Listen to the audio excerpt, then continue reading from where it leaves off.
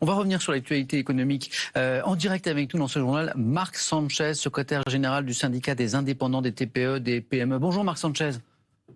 Bonjour. Merci d'être avec nous dans la matinale de France Info. Alors, les entreprises au cœur de l'actualité, parce qu'on en parle depuis ce matin, bien sûr, dans la matinale, nombreuses à être concernées par l'extension du pass sanitaire aux salariés des lieux recevant du public. Certains responsables patronaux se sont dit inquiets quant à l'application de cette mesure. C'est aussi votre cas ? Oui, on est inquiet à deux niveaux. Le premier, ça concerne la baisse de fréquentation qu'on a pu noter chez certains de nos adhérents, notamment dans les secteurs de la restauration et de l'hôtellerie, qui ne sont pas malheureusement dans des zones touristiques. Et le second, c'est effectivement tout ce qui concerne la gestion des salariés récalcitrants, parce que à ce stade, les éléments qui ont été fournis, notamment depuis la révision de la décision par le Conseil la décision du Conseil constitutionnel, nous laissent dans une certaine incertitude, notamment sur le délai en fait de suspension du contrat de travail et sur les modalités effectivement qu'on devra être mené, que nous devrons mettre en place concernant justement la gestion de ces salariés. Ça reste assez compliqué et pas clair du tout.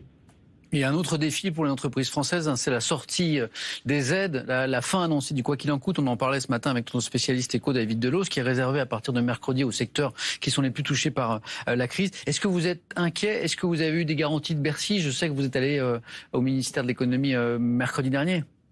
Oui, c'est ça. On avait rendez-vous avec le ministre justement sur ce sujet-là la semaine dernière. Alors, on a pu effectivement faire un petit peu le bilan économique de nos TPE depuis le début de l'année, qui est quand même pas tellement brillant, puisqu'on est à moins 20, moins 30% de baisse de chiffre d'affaires. La rentrée a été plutôt bonne dans la reprise à partir du mois de juin, mais le pass sanitaire a quand même mis un petit coup de frein, avec notamment l'évolution du variant Delta. Donc, nous avons effectivement fait différentes propositions. La première concerne notamment le maintien du fonds de solidarité pour les entreprises qui sont en extrême difficulté à cause notamment de la crise sanitaire, au moins jusqu'à la fin de cette année. Je pense que là-dessus, on aura la possibilité au cas par cas d'obtenir gain de cause.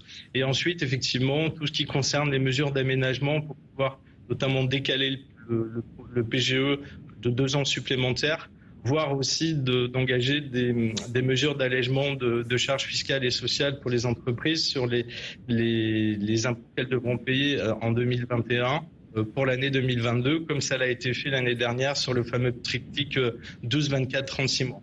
Marc Sanchez, une dernière chose, dans la revue de presse, tout à l'heure, on a vu la une du journal Sud-Ouest qui posait cette question, est-ce qu'il faut augmenter les salaires ? Parce que la reprise est forte dans certains secteurs qui peinent à recruter, c'est vrai. Est-ce que la solution ne passe pas effectivement par une augmentation des salaires ? Le journal évoquait le secteur de l'hôtellerie-restauration notamment.